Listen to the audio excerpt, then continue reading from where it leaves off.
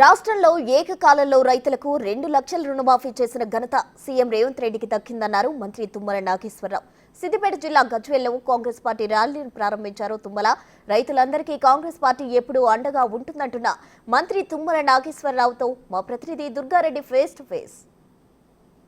సమస్యలు కొందరికి రైతులకు రుణమాఫీ కాని సందర్భంలో కూడా వాళ్ళంతా కూడా రెవెన్యూ అధికారులను ఇతర వాళ్ళు అక్కడికి వెళ్ళిన తర్వాత మీరు ఎలాంటి సమస్య ఉన్నా కానీ ఖచ్చితంగా 2 లక్షల రుణమాఫీ మాత్రం తెచ్చిస్తామంటున్నారు. నమస్కారం సార్ అన్న. నమస్తే. నిజంగా వ్యవసాయ శాఖ మంత్రి తర్వాత వైఎస్ తర్వాత ఈ 2 లక్షల రుణమాఫీ మీకే ఘనత దక్కింది. కొంతమందికి రాలేదంటున్నారు. ఏం వాస్తవం? రుణమాఫీ ప్రక్రియ కొనసాగుతుంది, ఇంకా పూర్తి కాలేదు. 22 లక్షల ఖాతాలకే వేసాము. ఓన్లీ తెల్ల రేషన్ కార్డులు ఉన్న వాళ్ళ వారి ఖాతాలోకి వెళ్ళినాయి. లేనటువంటి కుటుంబ నిర్ధారణ చేసినటువంటి వాళ్ళకి వేయాలి. 2 లక్షల పైన ఉన్నటువంటి వాళ్ళకు కూడా వేయాలి.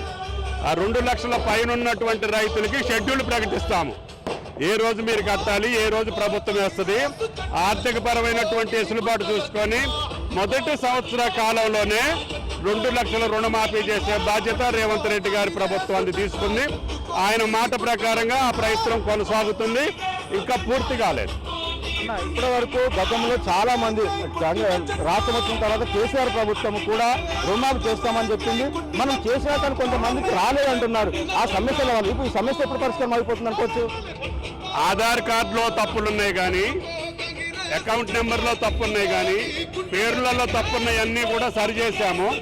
3.5 లక్షల మందికి సాంకేతిక పరమైనటువంటి లోపాలు ఉన్నాయి. వాళ్ళ ఖాతాల్లో కూడా 2 లక్షల రూపాయలు వేస్తాం. అంటే పార్టీలో ఖచ్చితంగా బీఆర్ఎస్ వాళ్ళకు కూడా వేయడం జరిగింది. కొంత రాజ్యాంగం చేస్తున్నారు వ్యవసాయ రుణమాఫీ పైన. రైతుకి పార్టీ లేదు. పంట పండించేటటువంటి పంట రుణం అటువంటి రైతులందరూ కూడా తెలంగాణ రైతులే. తెలంగాణ భూమి ఉండి తెలంగాణ రైతు అయినటువంటి ప్రతి వాడికి 2 లక్షల రుణమాఫీ జరుగుతుంది.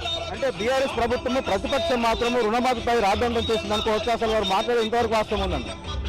అది గతంలో అనుభవించినటువంటి రైతులకు తెలుసు. కేవలం 5 సంవత్సరాల్లో ఎక్కడా చేయకుండా ఆఖరి సంవత్సరంలో ఎన్నికల ముందు సగభాగం వేశారు. అది కూడా ఓఆర్ఆర్ని అమ్మి వేశారు. మిగతా సగం మందికి ఇప్పుడు వేయాల్సిన అవసరం ఉంది.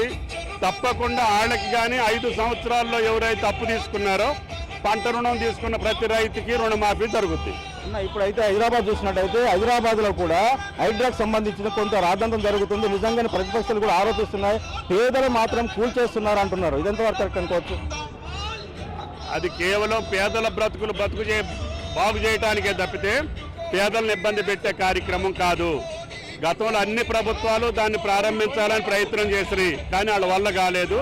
రేవంత్ రెడ్డి గారు పేదల యొక్క సంక్షేమం కోసం, హైదరాబాద్ యొక్క ప్రజల యొక్క ఆనందం కోసం, అభివృద్ధి కోసం చేసే పని తప్ప అందుట్లో ఎవరిని కూడా ఇబ్బంది పెట్టం. పేదలకు అసలే ఇబ్బంది పెట్టం. వాళ్ళందరికీ రిహాబిలిటేషన్ చేసిన తర్వాతనే వాళ్ళు ఇష్టపూర్వకంగా వెళ్తున్నారు.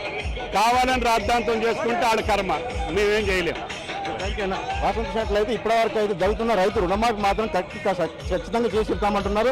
కొన్ని రేషన్ కార్డులే కావచ్చు, ఆధార్ కార్డే కానీ ఇతర కొన్ని కార్యక్రమాల వల్ల కొంతమంది రైతులకు మాత్రము మేలు జరగకపోయినా కానీ ఖచ్చితంగా 3.5 లక్షల మందికి కూడా ఎవరైతే రైతు రుణమాఫీ కాలేదో వారందరికీ కూడా చేసి ఇస్తామని చెప్పి ప్రధానంగా మాత్రము వ్యవసాయ శాఖ మంత్రి తుమ్మల నాగేశ్వరరావు చెప్పే విషయం చెప్తున్నాము.